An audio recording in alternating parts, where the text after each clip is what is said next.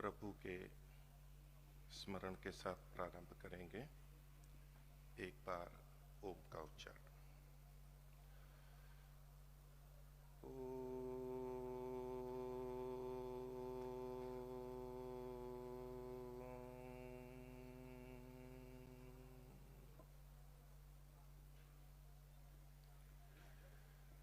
परम पिता परमात्मा की दया और कृपा को स्मरण करते हुए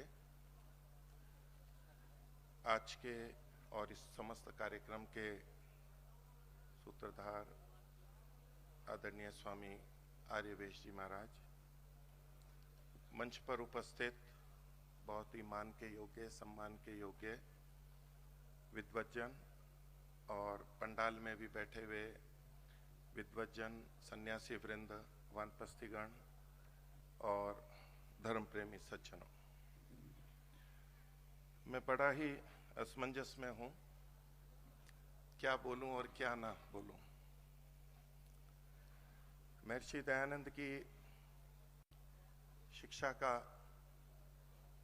व्यवहार में है कि उन्होंने किसी को स्वतंत्र नहीं किया, राजा को स्वतंत्र नहीं किया, उसको सभाओं के अधीन किया और वो सभाएं भी परस्पर अधीन की गई थी। तो यद्यपि मेरे को मुक्त हस्त दे दिया संचालक महोदय ने, लेकिन नियंत्रित भी कर ही दिया है इन्होंने मुझे। मैं कल से सोच रहा था कि क्या करूं। यहाँ के कार्यक्रम को YouTube पे सुन रहा था यात्रा में कि वहां बोलूंगा कैसे, क्या दृष्टि है। जो सूचना मिली, जो हुआ, और अभी बड़े असमंजस में हूं कि मैं क्या बोलूं और क्या ना बोलूं। कल प्रारंभिक उद्बोधन में माननीय स्वामी आर्यवेश जी का कि विद्वानों की गोष्ठी है, तो मैं सोच रहा हूं कि विद्वानों के साथ न्याय करूं अथवा तो जो और श्रोता आए हुए हैं उनके साथ न्याय करूं, अध्यक्ष के रूप में न्याय करूं अथवा मेरा जो विषय है उसके विषय में मैं न्याय करूं, क्या बोलूं और क्या ना बोलूं। मैं सुन रहा था कि कल स्वामी आदित्य वेश जी ने एक बात कही थी, अब वो उन्होंने किस अर्थ में कही और मैं किस अर्थ में लूं वो भिन्नता हो सकती है। और प्रसन्नता भी थी यहाँ मंच पे कि भाई हरियाणा का व्यक्ति जो भी बोल दे वो सही है। अब मैंने पहली बार सुनी थी ये बात, हो सकता है हरियाणा में प्रचलित हो, और स्वामी जी ने किस लिए कही। तो वैसे हरियाणा वाले प्रिय भी बहुत होते हैं, वो कठोर किस संदर्भ में कही कि वो कठोर बोलते हैं लेकिन दिल के सबसे अच्छे होते हैं, ऐसा हम बचपन से सुनते हैं और दूसरों को अपना भी लेते हैं। तो मेरे को भी हरियाणा वाला आप समझ सकते हैं, अर्थात मैं जो भी बोलूं वो ठीक है ऐसा मान सकते हैं आप। जज्जर गुरुकुल में पढ़ा, यहां भी आया, तो इतने मात्र से भी आप हरियाणा वाला समझ सकते हैं मेरे को, कुछ भी बोल लूं, क्योंकि हरियाणा वाले तो बहुत उदार हैं। मैं सोच रहा था, अभी सुन रहा था कि भारत में सबसे अधिक आर्य समाज कहाँ है, गढ़ क्या है, तो हरियाणा गढ़ है। अभी सुन ही रहा था, और हरियाणा में भी सबसे बड़ा गढ़ कौन सा है, रोहतक है। कल जाते जाते हमारे को जो साथ ले जा रहे थे, मेरे को चुप बैठे थे, उनके मन में विचार आया कि जी हमारे यहाँ पर धैर्य नहीं है लोगों में। भोजन के लिए यदि कहो कि थोड़ी देर रुक जाओ तो रुकेंगे नहीं, बस टूट पड़ेंगे। यहां भी हुआ होगा, मैंने देखा नहीं, लेकिन वो बता रहे थे, अपनी पीड़ा व्यक्त कर रहे थे। और बोले दूसरी जगह जाएं तो बैठे रहते हैं तो बड़े आसानी से हजारों लोग भोजन करते हैं, कोई उस तरह से नहीं जहां अच्छे कार्यक्रम होते हैं। बोले बात क्या है,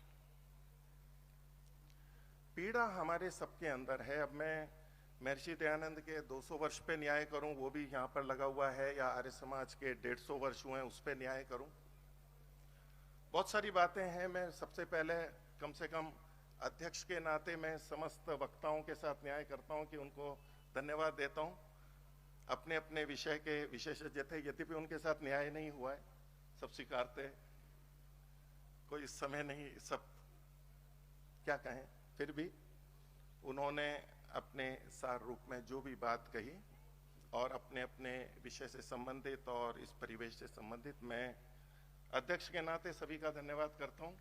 और विशेष रूप से समय का पालन लगभग ठीक ही रहा। और अभी जो न्याय अतिक्रमण कर रहे हैं समय का, उसमें भी क्या कहूँ मैं, 2:30 तो बज चुके हैं। और हमारे मुख्य अतिथि जी, मैं पहचानता नहीं कौन है, उन्होंने तो मना कर दिया, तो मेरे को लगा शायद मैं भी मना कर दूं, तो 2:30 बजे समाप्त हो जाएगा, आप लोग भूखे होंगे। या मैं अपने विषय के ऊपर बोलूं। देखिए, पीड़ा हम सबकी है और पीड़ा को दूर करने के लिए हम प्रयत्नशील हैं। हेयम दुखम अनागतम योग का विषय है कि भविष्य में आएगा, लेकिन अभी हम अपनी वर्तमान की पीड़ा से पीड़ित हैं। प्रसन्न भी हैं। अपने वक्ताओं को देखा, हमारे बहुत से वक्ताओं ने हमारी पीड़ा को दूर करने का प्रयास किया, अपने इतिहास के घटनाओं को बताते हुए हम कितने महान थे, जैसा कि हमारे यहाँ हो ही चुका है। अब तो ये प्रचलन सदा होता है, क्योंकि पीड़ा को दूर करना है। उत्सव है ये, उत्सव में तो प्रसन्नता होनी चाहिए। ये वो अवसर है जहां हम अपनी दुख पीड़ा को यहां आकर के प्रशंसाओं को सुन करके कुछ दूर कर पाते हैं। पीड़ा दूर होती है हमारी, उत्सव बनता है, नहीं तो बहुत दुखी हैं। लेकिन असमंजस ये कि यहां उत्साहित होते हैं और फिर जब हम आपस में बात करते हैं, ये संगठन ऐसा, ये विद्वान ऐसा, यहां आर्य समाज में ये हुआ, अधिकारी ने ये कर दिया, तो वो प्रसन्नता सारी समाप्त हो जाती है। अब जैसे आर्य समाज के सभी असमंजस में है कि हम सुखी हों या दुखी हों। अब हम सुख उसमें समझते हैं कि आर्य समाज में अधिक लोग आएं, आर्य समाजी बने, परिवार करें, परिवार में रहें। लेकिन एक दूसरी दृष्टि है जो डॉक्टर धीमान जी ने रखी कि देखिए, समाज के अंदर स्त्री शिक्षा बढ़ रही है, ये बढ़ रहा है, और भी वक्ताओं ने रखी। ये हमारे लिए प्रसन्नता की बात है। भले ही दयानंद ना हो, भले ही आर्य समाज का नाम ना हो, तो काम तो हो रहा है ना। और जो सबसे अधिक दुखी हैं वो आर्य समाजी दुखी होते हैं, और उनके दुख के कारणों को देखें तो इससे वो संतुष्ट नहीं होते कि आर्य समाज महर्षि के कुछ कार्य हो रहे हैं, महर्षि का नाम नहीं हो रहा है, आर्य समाज में लोग कमा रहे हैं, संगठन हमारा ठीक नहीं है। ये उनके दुख का कारण है, और वो पीड़ा आगे पीछे व्यक्त होती ही रहती है, और इन कार्यक्रमों के माध्यम से उसको हम दूर करने का प्रयास भी करते हैं। महर्षि दयानंद ने जो ये अष्टांग योग का विषय रखा गया है, अष्टांग योग की उपादेयता, मैं सोच रहा था कि आर्य समाज और महर्षि दयानंद के वर्ष हुए, मान्य स्वामी जी का उद्बोधन था भूमिका के रूप में कि आर्य समाज को क्या दिशा होनी चाहिए। लेकिन विषय ऐसे निर्धारित हैं कि वो तो वक्ता विषय पे बोलेगा, दिशा निर्देश क्या, तो बड़ी मुश्किल बात है। आगे की गोष्ठियों में संभवतः वो होगा। अष्टांग योग की उपादेयता, दोनों दृष्टियों से हम दूसरों को एक बार छोड़ दें अपनी दृष्टि से, इसमें कोई संदेह नहीं है कि उसकी हमारे जीवन में बहुत उपयोगिता है। महर्षि के दो ही संकेतों को हम ले लें कि यम नियम के पालन से उपासना का बीज बोया जाता है। जिस ईश्वर के शुद्ध स्वरूप को उन्होंने बताया था, वो किस लिए बताया था? वो उपासना के लिए बताया था, ताकि हमारी उपासना शुद्ध हो सके। और उपासना का बीज यम और नियम से बोया जाता है, और उन्होंने उपासना, संध्या उपासना विधि लिख करके और विस्तार योग दर्शन, महर्षि पातंजल योग आदि में देख लें, वहां उसका विस्तार है। अर्थात भले ही योग दर्शन के सूत्र कम दिए गए हों महर्षि के द्वारा, काफी दिए उन्होंने, अष्टांग योग के सबके दिए हैं, किंतु जो उनका लक्ष्य था ईश्वर को शुद्ध जानना, यानी उसकी उपासना करना शुद्ध, वो योग के, अष्टांग योग के माध्यम से है। ये व्यक्तिगत दृष्टि से तो उपयोगिता है ही, कोई नकार नहीं सकता इसके लिए। और आर्य समाज की दृष्टि से भी देखें कि आज हम वेद का नाम लें या योग का नाम लें, तो दोनों में से किसकी अधिक स्वीकार्यता है? योग की स्वीकार्यता अधिक है।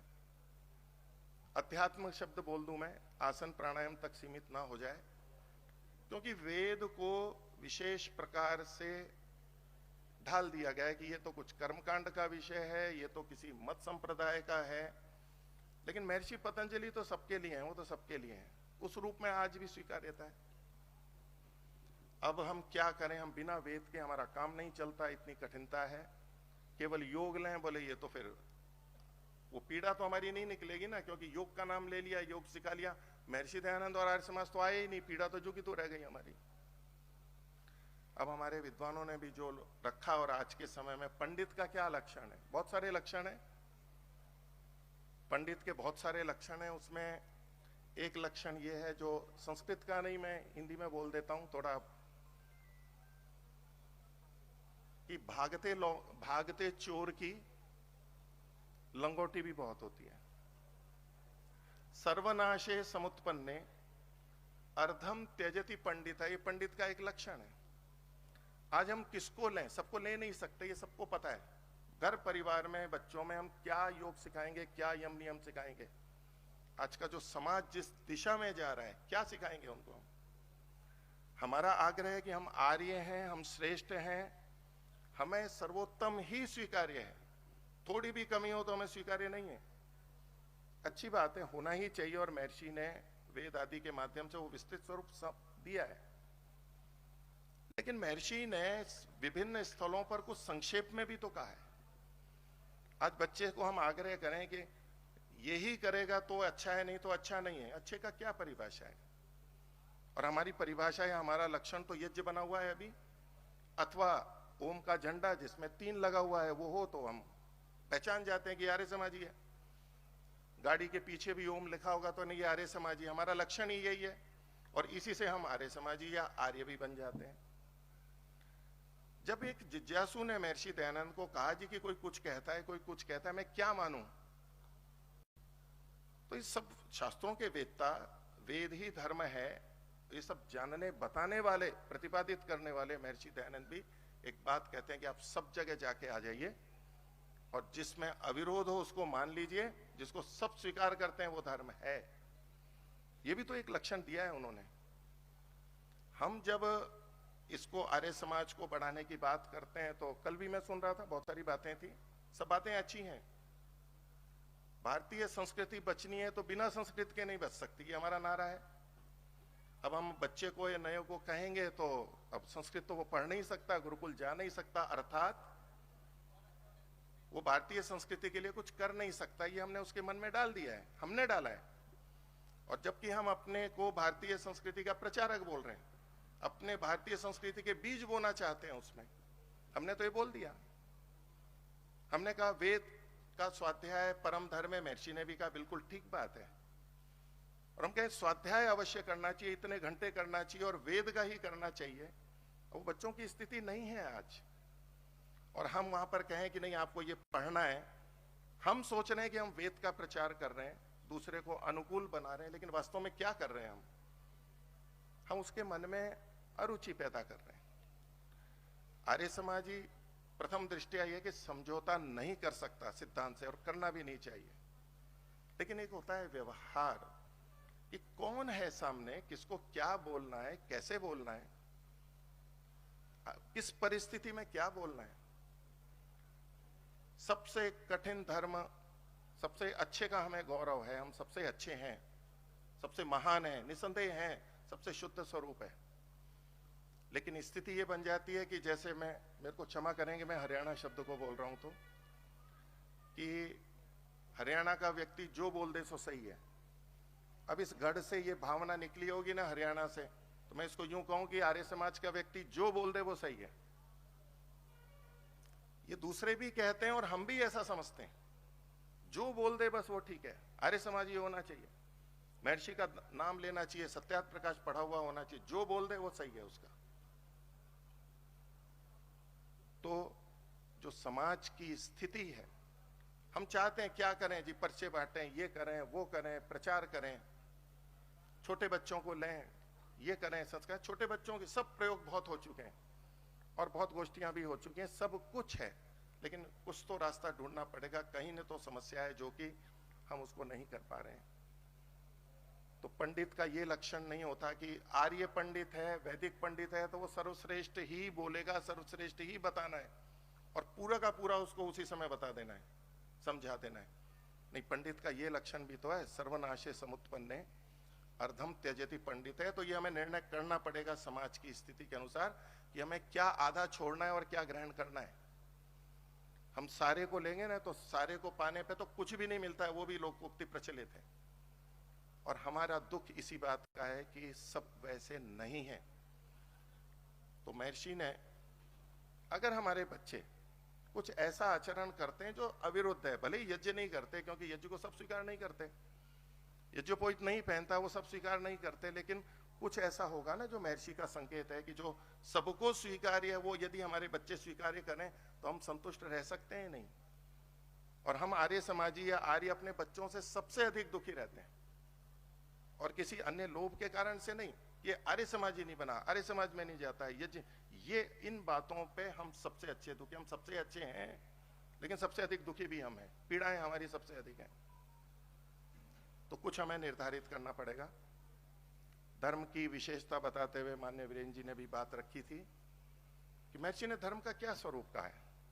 अब मनुस्मृति में 4 भी लक्षण कहे गए, वेद स्मृति सदाचार स्वस्य प्रिय आत्मना, साक्षात चतुर्विधम प्राहु, एत चतुर्विधम प्राहु साक्षात धर्म से लक्षणम। तो ये 4 लक्षण माने, या धृति क्षमा दोमोस्ते हम ये दशकम धर्म लक्षणम, ये 10 माने, किसको माने?